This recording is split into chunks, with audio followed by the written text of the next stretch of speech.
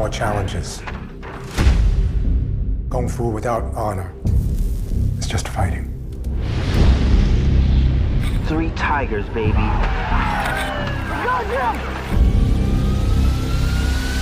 Oh! Oh, yes, yeah. Look, that's right. How that taste, old man?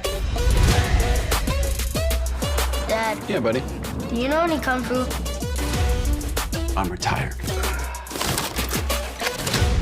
What was the old guy? That was our teacher. We called him Sifu. You didn't hear? Sifu's dead. Something's not right. That was no heart attack. Do you think the poison fingers is real? 一教授，乜嘢都清楚。 Okay, just say it in English. Just say it do in English, man. When the hands cross, all will be revealed.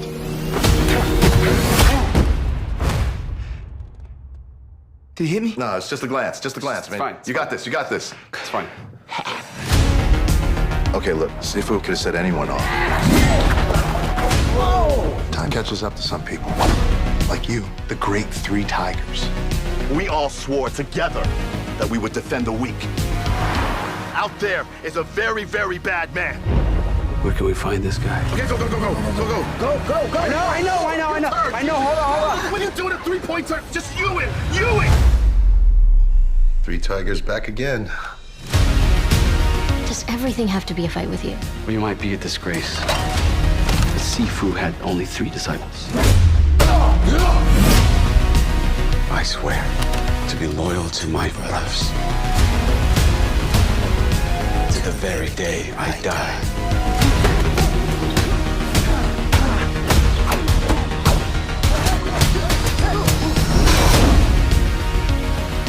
If you guys looking for a 4th tiger, I take karate. Let me know. Well, Bao, thank you so much for coming over and speaking to AREAA and the Greater Seattle chapter about your current exciting movie. I met you through some local friends, Vietnamese, that are here in Seattle, and I think there's a huge support for the immigrants and what they've been successful at, and you are really one of those models. Can you tell us a little bit about what brought you to making a movie? Oh dear, that's a long question. Well, first of all, thank you all for having me. It's my pleasure to be here. I guess what drives a person to make a movie? Either just insanity or just pure just ambition that leads nowhere. Well, the movie, I've been making movies since I was a very young child, or about 12. I saw a lot of Hong Kong movies growing up and being inspired by kung fu movies that were done. And I just wanted to kind of imitate Jackie Chan and go out in the backyard and grab my dad's camcorder and make all these videos and stuff. So that's kind of the inspiration in terms of making movies since I was younger. So it just gradually got bigger and bigger into a career, and here we are to be able to make my first feature as a director. Well, it's an exciting feature, and kung fu. I mean, in today's time, is that relevant? Can you? That's an interesting. Yeah, kung fu obviously has so much history and tradition, and it's oftentimes maybe out of date, or seems, especially now we have MMA and all these things. But in terms of martial arts and kung fu, there's a lot of great ideals and values that are still important, I think. For me, living here in Seattle, we have a lot of ties to Bruce Lee, who had first come here when he came to America. He spent his early college years here, getting married, meeting his wife, opening his first kung fu school. So here in Seattle, we have a deep martial arts history that not a lot of people know about. So there was also a way to kind of be able to show that bit of history in a movie and be able to have people realize, how rich this region really is. So all those things are really important as well. And kung fu, as far as just we love kung fu movies, and everybody loves watching a great kung fu movie, a good action flick, and that's always something that's satisfying. Fantastic. Can you speak a little bit about your story, like when you came to America, what did that look like, and how did you use any of that to tie into the movie at all? Yeah, well, I was actually born here, so I was the first of my, last of my generation, last of my cousins to be born here. I was the only one that was born here, let's put it that way. So it was so hard to kind of explain what that means. So I'm that first Vietnamese American born of generation. So my parents came here in the late 70s as immigrants, as boat people from Vietnam to flee the war and persecution. And I was born shortly after that. So my experience is growing up in definitely these two cultures and understanding the world in two ways, what stuff you learn at home, but also stuff you learn at friends and, for better for worse, out and about in America. So that's kind of all swirling into, what that confusion, but also that type of value of having two perspectives and not getting locked into just one view of how things should be. And I think this is what this movie is about in a lot of ways, because it's about these guys who are out of shape and used to practice kung fu. They're really good, but they're out of shape now, and they have to avenge their masters. So they're being pulled between two different values and two different ideas and loyalties. And I think that's basically what the story is. It's trying to kind of reflect, in a long way, what I've experienced growing up. Today, with all the Asian conflict, or not conflict, but anti-Asian sentiments going on right now, how do you think that this movie will be taken, or how does the audience, how are they going to feel when they see this movie as an Asian and as a non-Asian, because your cast is almost all Asian, right? Yeah, well, it's an interesting question because obviously we've all felt anti-Asian sentiment, not just up to now. So obviously it's maybe more obvious and to the forefront, and maybe more in the mainstream awareness. But obviously we all have these experiences growing up or throughout the many years. So we know this has been an issue up to now, and I think it's a good awakening moment for all of us to acknowledge each other's pain and acknowledge each other's struggles. Because it's also, we've always learned to kind of bottle it down and not speak up, and this is kind of our kind of way we're brought up, is not to create waves. But I think now is the time to be aware and at least speak it, observe it, point it out, so that we can start healing and start having some change.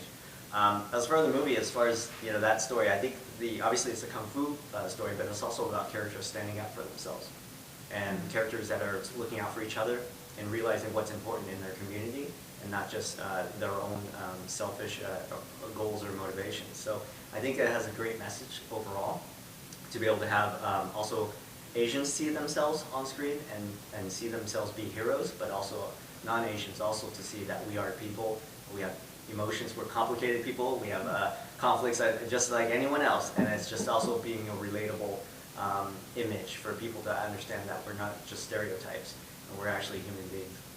Yeah, fantastic.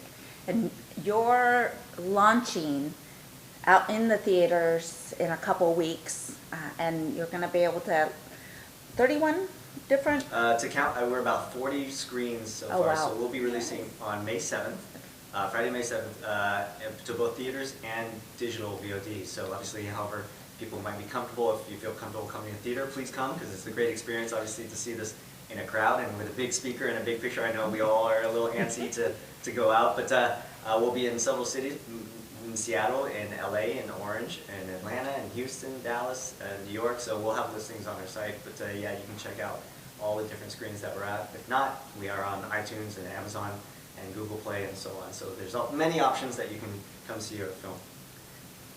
How did the COVID pandemic has actually affected movie making, as well as potentially release of the movie and showing in theaters and online? And what was that experience like? Yeah, I think pulling back, we've made this movie for about 10 years. It took us about 10 years to make this film, and it's just been sheer pluck and just hustle to find great supporters, investors. We did the Kickstarter to get here and to be able to make this movie. So everything feels like it was just one darn thing after another, and you just get knocked left and right, but you're still standing. So COVID, in a weird way, obviously affects the whole world in a very dramatic way, but it just felt like here's the next thing. So the way we reacted was just with a resilience, because we always kind of had dealt with problems before. So in the big picture, we just felt that we could make it through. But yeah, it does have particular problems and challenges. And fortunately enough, we were able to shoot the film and finish the film before the lockdown. And you know, I'd hate to imagine how if things turned out differently, if we waited a little bit longer, or you know, everything happened and we had to stop production. That would have been, you know, very, very hard to finish the film. But fortunately, we were able to do this all before lockdown. And then when you go into post-production, you're able to kind of work at home and remotely. So it just felt like everything kind of fell into place at the right time for us. And so we just kind of thank our lucky stars that we were able to do so. But yeah, so we've done virtual film festivals. Usually you get to go out to like Tribeca or Cannes and like show your movie with all these people, but you know, everyone's sitting at home on their laptop. So it's a different experience, but it's still the same thing, because I think movies are ultimately about bringing people together, and that's all that matters at that time. So That's awesome. Yeah, totally. Would the film be available in like closed caption, different languages and things like that? It will be. It's in English language, but it should have many subtitle options, caption options if you're streaming on VOD or you're streaming on platforms. From the get-go, from the launch. Yeah. It should have at least captioning available. For the theater, obviously, it's what you see, but yeah, there'll be many streaming options, I'm sure, available for you. That's great. That's great. Because we're also, we were trying to, make sure that these are available for, our parents or, anyone that might want to see it. So hopefully, but it does take time to translate and all this stuff. So if it's not up right away, hopefully it'll be up soon. Got it. So without giving away the movie, can you kind of tell us a little bit about the, the story of the whole, how the, movie kind of starts and finishes and... Yeah, so like I said, it's about these three kung fu classmates who train together, and they're like real hot shots when they're younger, but now they're out of shape.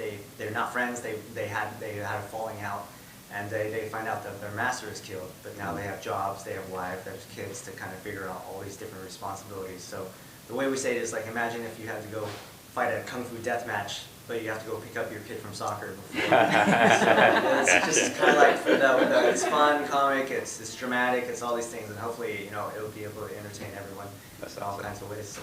Yeah, but I think the ending is really something to look forward to, because I think it does then reflect back to who the Vietnamese or who this Asian group of people are, and what they stand for. Exactly. So I think that's a powerful piece. So for somebody who doesn't come from a family with, historical movie background, how did you decide, how did you maintain to get to this point today? Yeah, it's a little tricky. I think I'll speak to a few things.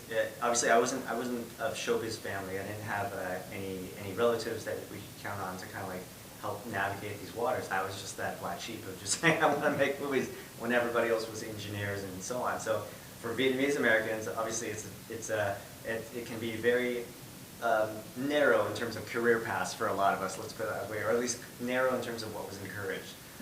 So it's just a question of being able to find like-minded people, because it's one thing if I said I want to be a pharmacist.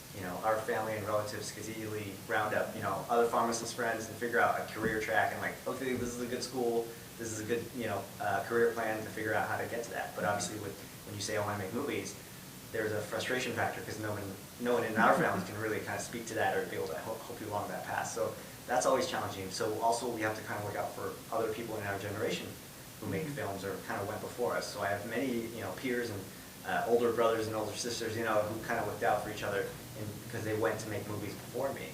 And actually a lot of them had gone back to Vietnam to make films, and I also followed them as well to kind of work out there. So it's also we kind of have to look out each other on the peer network, and maybe not necessarily on the the parental or the more senior level. So that's kind of like just trying to find our own way and finding people who have their own passions and similar passions, and trying to rally around and look out for each other. So that's kind of like the there was no real solution. Like let's just wait. We find the other people, like-minded people, and find a way to help each other out. So I'm very blessed to have many friends who who also have their own creative endeavors that I support, and then they support me in my endeavors. So it's just kind of a support system as well. Yeah. So it's all about networking.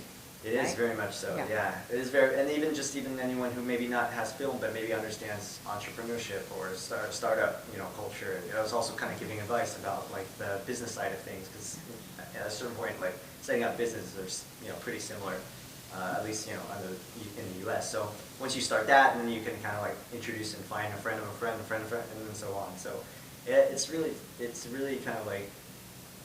It's interesting looking back, because what we saw was like, I think what people saw in us was kind of a bit of a hustle, or kind of like an ambition to work towards something, and they could relate to that. They may not know film, they may not know entertainment, but they know hustle. So it's like, it's just like, at the end of the day, that's all we needed and we asked for. So, yeah. And that's a great segue, I think, towards thinking about the groups of people that have been successful here in the U.S. are the ones that have really hustled, put themselves out there and tried something new, like you, Bao, and said, hey, you know what, this is my passion, this is my love, and I'm gonna go for it, right? And then it took, so it's your drive and your passion, and then it took the people you knew around you, and your network of family and friends and friends of friends, to be able to give you the support. What would you want to say to those people that have been there for you from day one and have supported and pushed you to get to where you are today?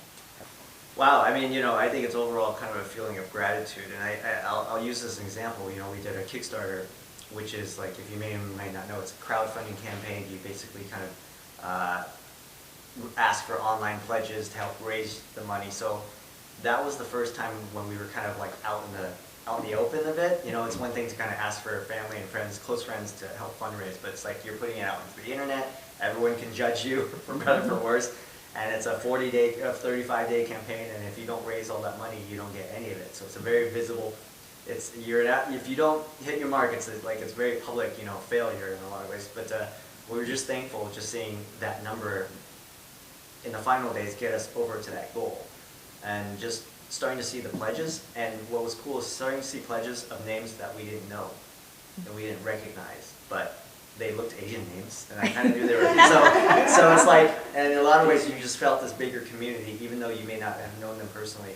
You knew that they were all like looking out for you, or at least aware of you, and at least found the time to kick in $20, $50 to a stranger. Mm-hmm. And so I think there was just something just very, just full of gratitude about that. And we can't really specifically know who that person is, but it's just feeling an overall feeling of gratitude for everything and all the people that came out to support you. Because even behind that scenes, all the people that maybe couldn't give money or kind of like call and give support. So I mean, it was just a good overall feeling of that. Yeah, gratitude is powerful. Yeah. Indeed. Yeah, and we certainly hope to not have it stop us.